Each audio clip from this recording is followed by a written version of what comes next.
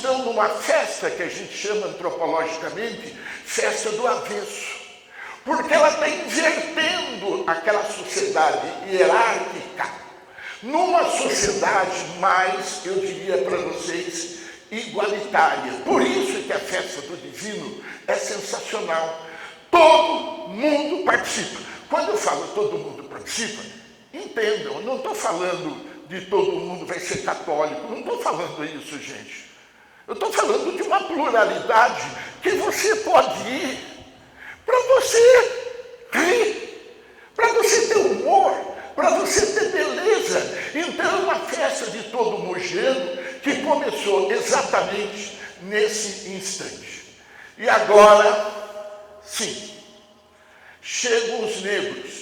Tínhamos os portugueses, tinham os indígenas, que já tinham quase que desaparecido, e eu vou descer aqui, porque é um momento muito importante, e eu gostaria de dar um destaque para vocês.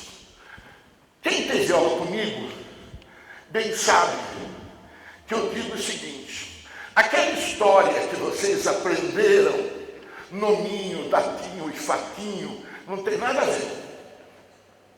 Vamos olhar outro tipo de história. Como que nós aprendemos a história negra? O negro veio para cá porque era fortão. O negro veio para cá porque ele aguentava, é um absurdo, porque ele aguentava o tranco, a escravidão. Não é nada disso.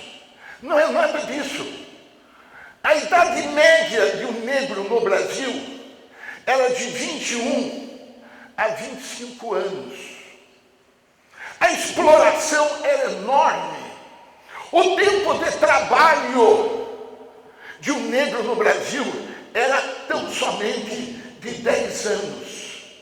E naquele tempo, se você pegasse os documentos, você não ia encontrar, com relação aos negros de Mogi ou aos negros do Brasil, você não ia encontrar o termo humano. Ele era descrito como carga. Ele era discutido como peça. Ele não era visto como gente.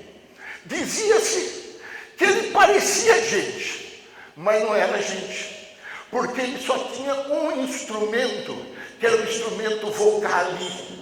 Ou seja, dava a impressão que ele tinha linguagem, mas não tinha linguagem, ele tinha ruído.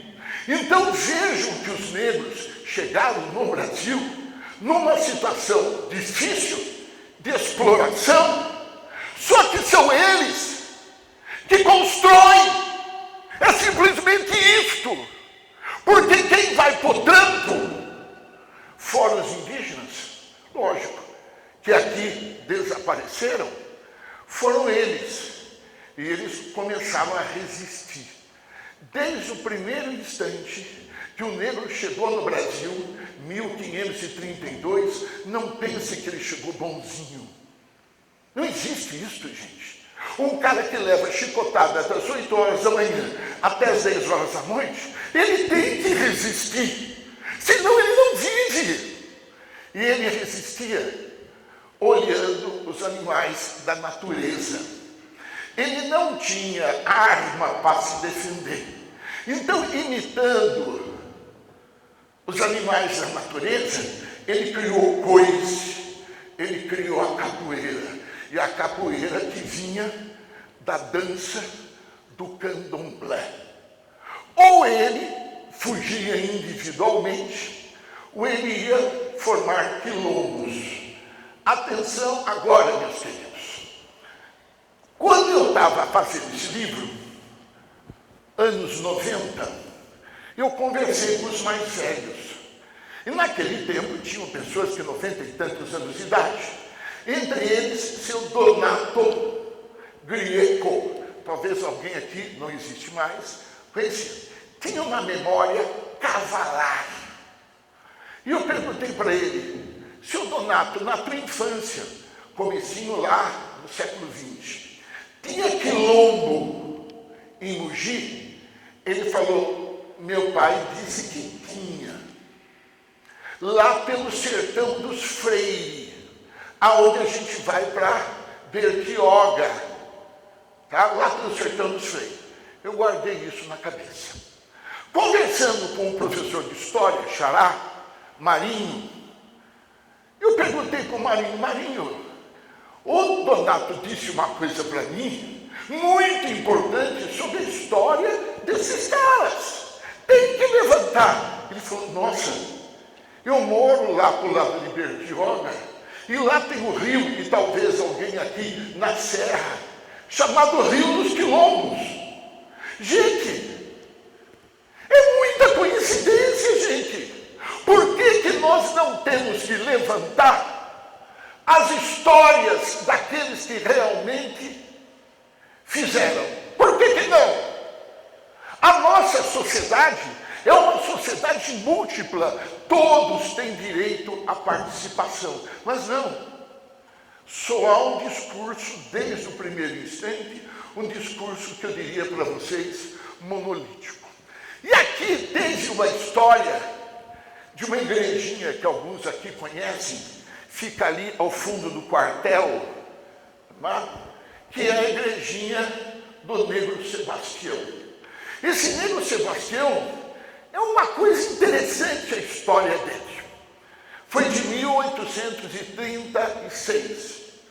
Houve um assassinato na cidade, não se sabia quem foi, e eis que colocaram a culpa naqueles que sempre levam. No caso específico, o Negro Sebastião.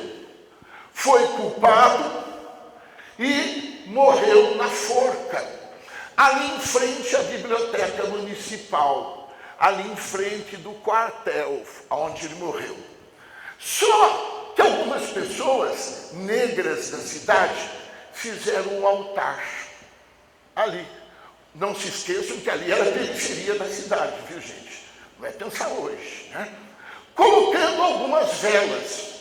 E eis, isso é mito, isso é importante, as velas não se apagavam. Lógico que isso é mito, tá? É impossível. Mas veja que a nossa consciência social, ela tem um jeito de guardar a história através dos mitos. Isso é uma comunicação. Como estava incomodando as autoridades, as velas não se apagaram, chamaram de São Paulo um juiz de fora, que colocou para baixo o altar. E ele veio a morrer logo em seguida de uma doença de pele extremamente cruel. Então pegou o mito. O mito está nos dizendo, basicamente, que o fundamento da nossa sociedade é essa pluralidade e a presença, evidentemente, dos negros. O momento da independência, 7 de setembro de 1822, legal, nós nos separamos de Portugal. Palmas. Liberdade de quem? Liberdade de quem? Sem dúvida que os portugueses, sim. Mas liberdade interna não teve liberdade nenhuma. Continuou aquele chicote que eu diria para vocês, absolutamente colonial. Diga-se de passagem, para que a gente tenha ideia de como a história é diferente, que evidentemente o 7 de setembro chegou aqui em 1824. A repercussão social foi quase que nenhuma. Tudo continuou como era anteriormente, mesmo porque Mogi ficava muito distante de São Paulo, gente. Pensem nas comunicações daquela época. Então essa notícia chegou aqui nos primeiros meses de 24. Alguém há de parar e falar assim, para, Mário Sérgio, para. Essa cidade pobre, calada, silenciosa, hierárquica, teve a festa do divino. Os viajantes passavam por aqui e diziam que as pessoas eram meio medrosas. Elas tinham um olhar para o chão e não tanto um olhar para o alto. É isso mesmo. Mas nada se modificou, eu não disse isso. Eu não disse isso. A primeira modificação vai ser em 1865, com a Estrada de Ferro Central do Brasil, hoje Rede Rodoviária Federal. Quando a Estrada de Ferro chegou, entre aspas, ela trouxe as novidades. Era uma espécie de internet. Era uma espécie de tantas coisas novas para uma cidade que estava absolutamente deslocada.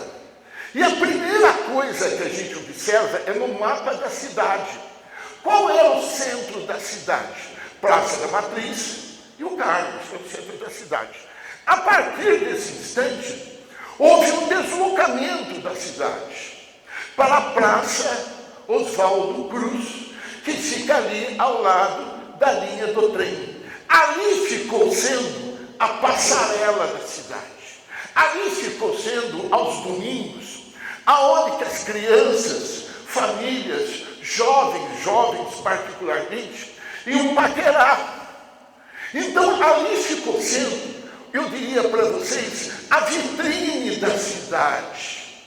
É importante você ter isso na cabeça da Praça Oswaldo Cruz, porque muitos pais de vocês paqueraram no footing dessa cidade. Vocês, talvez, footing eram duas rodas, as meninas ficavam rodando no sentido horário e os marmanjos ali na calçada.